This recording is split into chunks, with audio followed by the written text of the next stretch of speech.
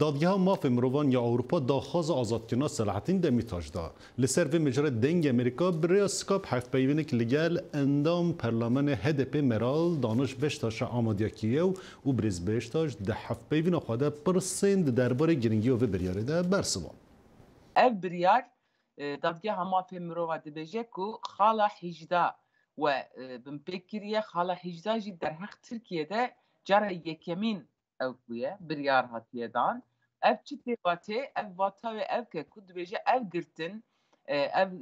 siyasetmedarê ku îro 2 sal zêdetir yan jî 2 sal di zindanê de ne bi biryarek siyasî hatine girtin bingeha wê bi zagonî bi hiqûqî tune ye. Dadgeha mafê mirova tişkîdî jî dibêje derhal gerek bên berdan. Îro parêzerên Demirtaş serî li dadgehê dan gerek ev biryar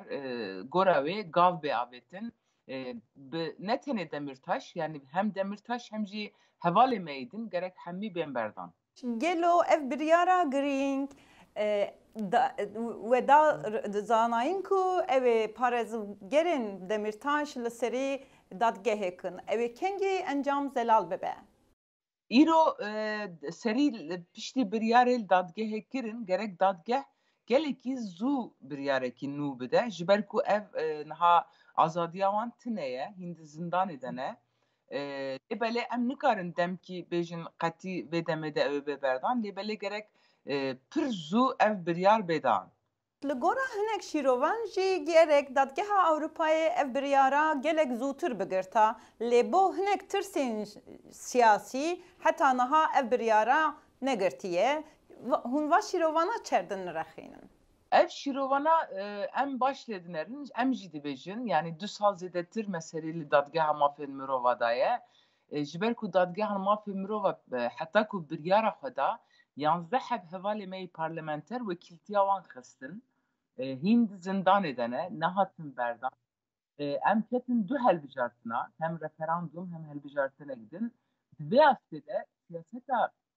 Partiya Demokratîk a gelan siyaseta me ji bo ku asteng bikin ji bo ku nemeşin hikûmeta AKP her tişt bikanî gavê gelekî xerab avîtin lêbelê dadgeha mafê mirova demekî dirêj de ev biryar neda ji vî alî de ev rexne me jî gelekî li wan kir lêbelê îroj yani piştî rexna em dibêjin biryar hatiye dan em ji xêndî wan rexna ji niha pê de ji bo ku ev biryar ew bibe têkeve meriyetê hevalê me bê berdan. Li heman demê de civîna Koma Meclîsa Jinan a HDP jî pêk hat. Gelo di vê civîna da rojeva jinên HDP çi ye? Rojeva me 25 mijdarê li hemberî tindiya jinê rojek nav netewî ye ji ber wê xebatên me çalakiyê me civînên me dest pê kir îro li gelek bajara ev civîn hebûn em jî şir nexêbin mijara me li mafên jina tekoşîna jina û ji bona 25 mijdarê li her derê em bê rojê li hemberî şiddetê li hemberî tundiyê em dengê xwe bilind bikin jina derxin qadê a dudiya jî domel vê derê jî daxuyanî da bi rêz Leyla Güven niha grêva birçîbûnê de ye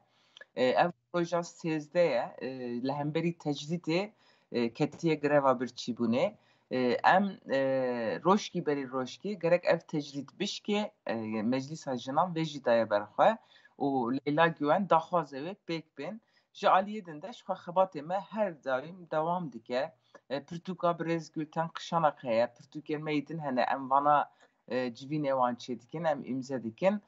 yani jin ji her alî de xebatê xwe berdewam dikin.